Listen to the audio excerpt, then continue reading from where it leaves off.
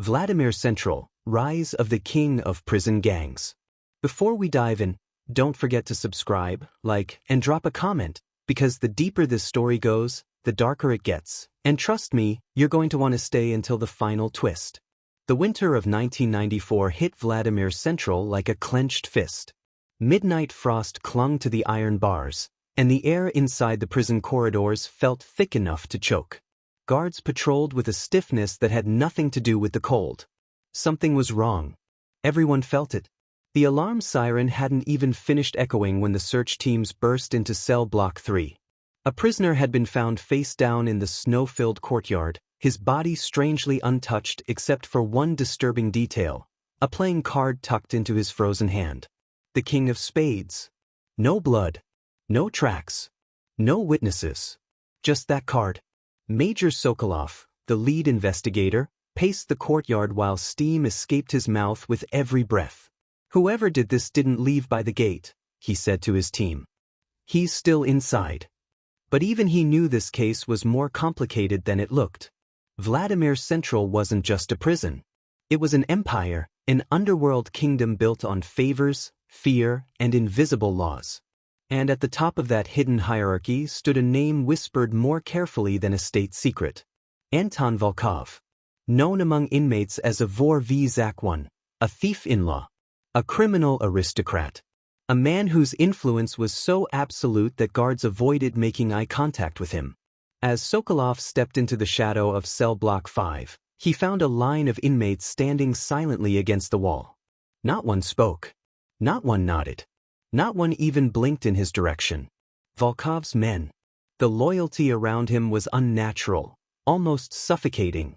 Inside the dimly lit cell, Anton Volkov sat calmly at a small wooden desk, carving shapes into a piece of soap with a razor blade. His expression was unreadable, like a man sculpting his thoughts rather than preparing for interrogation. "You heard about the body?"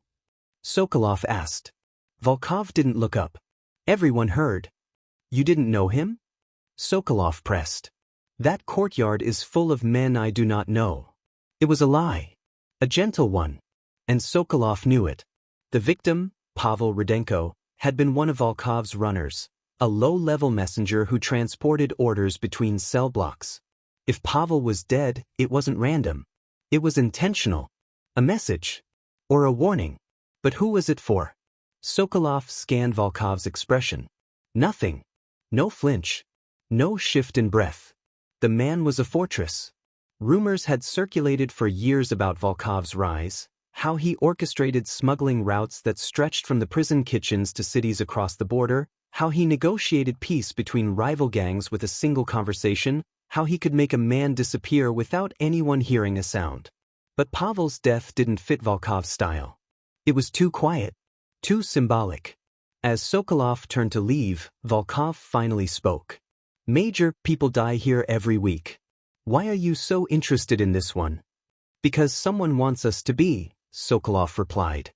And that was when he noticed it, the edge of a card, barely visible under Volkov's mattress. Another King of Spades. How many did he have?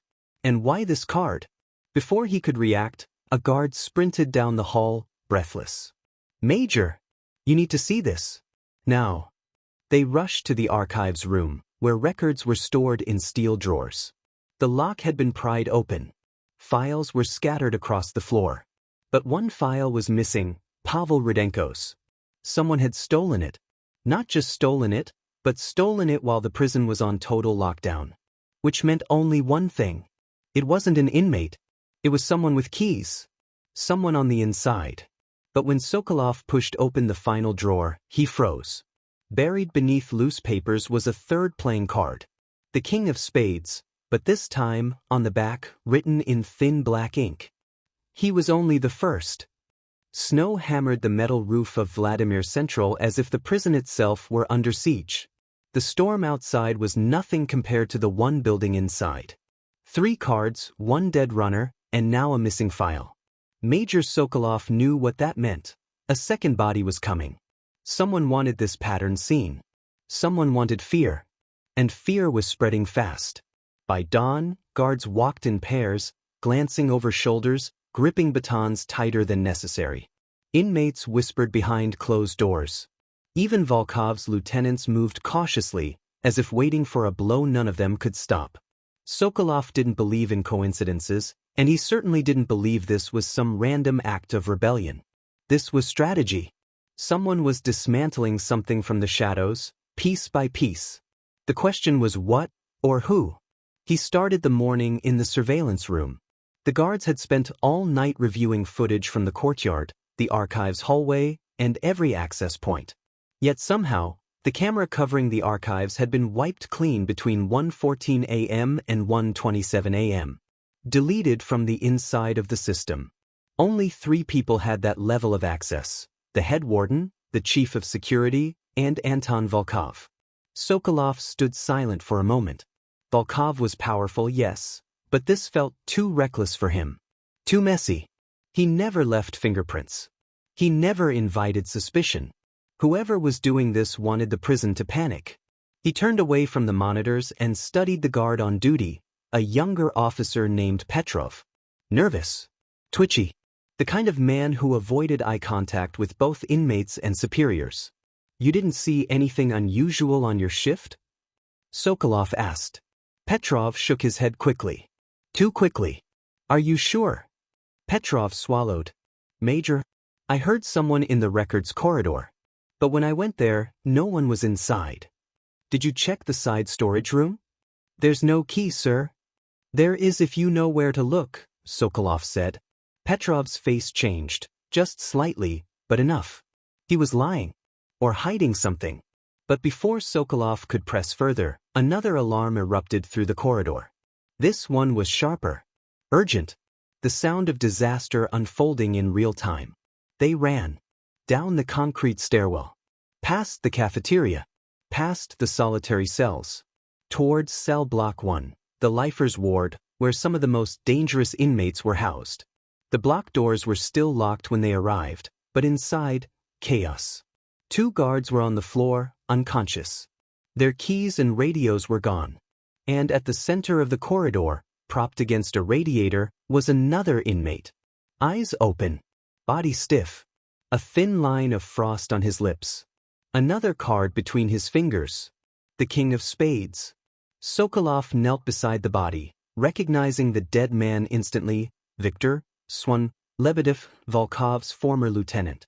A man who once controlled the weapon trade inside the prison, until he and Volkov had reportedly parted ways a year earlier. Quietly. Bloodlessly. Or so everyone thought. The message was now clear. These murders were personal. Volkov arrived moments later, flanked by 2 guards who looked more like prisoners forced to escort a king. He stared at the body for a long time, saying nothing. Finally he spoke. "I didn't kill him." "No one said you did," Sokolov replied. Volkov's voice remained calm. "If I wanted Viktor dead, he would have died a year ago." "Then who did?" Sokolov asked. Volkov looked down at the card. A strange mix of nostalgia and resignation crossed his face. "Someone who knows our history. Someone who remembers what Viktor and Pavel used to be." "Used to be what?" Volkov met Sokolov's eyes. "Brothers." Before Sokolov could respond, the chief of security burst into the corridor. "Major, you need to come. We found something in the north maintenance tunnel." They hurried across the prison, through a series of locked gates, until they reached a narrow concrete passage that smelled of rust and damp earth. A lantern flickered at the far end. And there, scratched into the wall with something sharp, was a message. The kings must fall. But just below it, a small metal box. Sokolov opened it slowly. Inside was a 4th card. But this one was different. Not a king. A joker. And on the back, a chilling line. "Your turn." The joker card felt heavier than paper should. As Major Sokolov held it under the weak maintenance tunnel light, a realization settled into his bones. This wasn't a game someone was playing with the prison. It was a game someone was playing against him. The joker wasn't a threat. It was an invitation. He stared at the message, "Your turn." A taunt. A dare. A promise that the next move belonged to him. And, somewhere in Vladimir Central, someone was waiting to see what he'd do. By noon, The prison had transformed into a pressure chamber.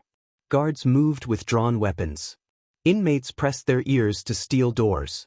Whisper networks bloomed like wildfire.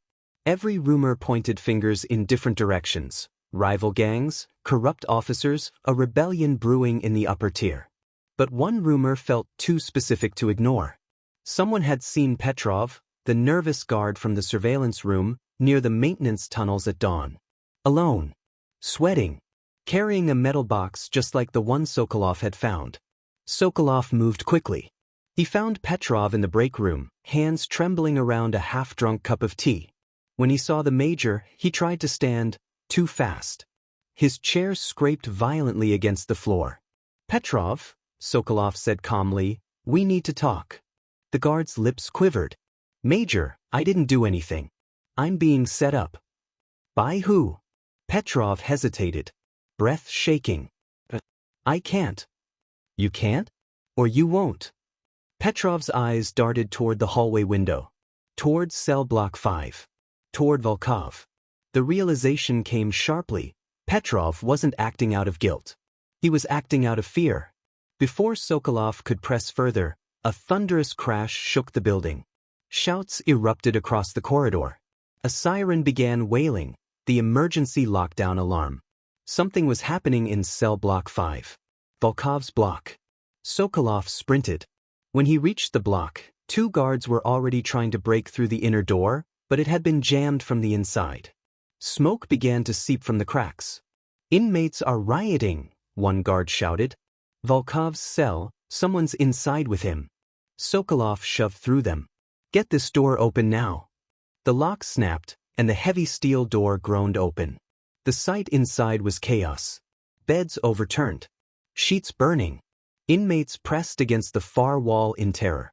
And in the center of the room, Anton Volkov was on his knees, hands behind his head, while a hooded figure stood over him, pressing a sharpened metal shank to his throat. The figure turned when Sokolov entered. But his eyes weren't wild. They were determined. Cold. Focused. "Step back, Major," Petrov said. "This ends now." Sokolov raised his hands. "Victor, did you?" "Of course I did," Petrov snapped. "They betrayed him. Betrayed all of us."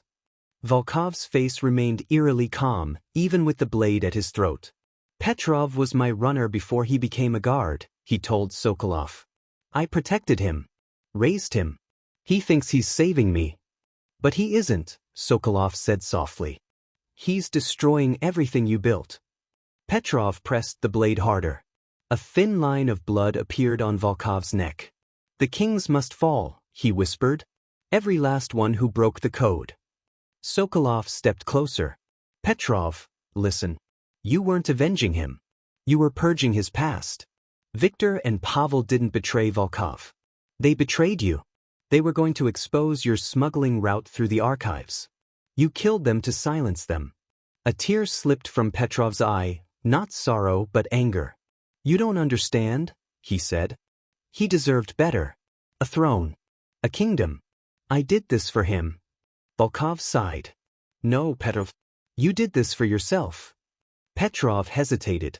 1 second of doubt. It was enough. Sokolov lunged forward, grabbing Petrov's wrist. The blade clattered to the floor. Guards swarmed the cell, pulling Petrov back as he screamed, not in fear, but heartbreak. "You were the last king," he cried toward Volkov. "But now? Now you're nothing." Hours later, as calm slowly returned, Sokolov stood outside the prison gates. Snow drifted across the courtyard where the first body had been found. The 3 kings. The Joker. The messages. It had never been a conspiracy. It had been one man's obsession. A guard who believed he was serving a king who never wanted a crown. Volkov was transferred to a high-security facility. Petrov was taken into custody. The murders were closed. But the final twist came 2 weeks later. A letter arrived at Sokolov's desk. No return address. Inside, a single card. The King of Spades. And on the back, in handwriting he didn't recognize. "Every throne has a successor. If you thought this story was intense, the next one will leave you speechless. Make sure you're subscribed so you don't miss what comes next.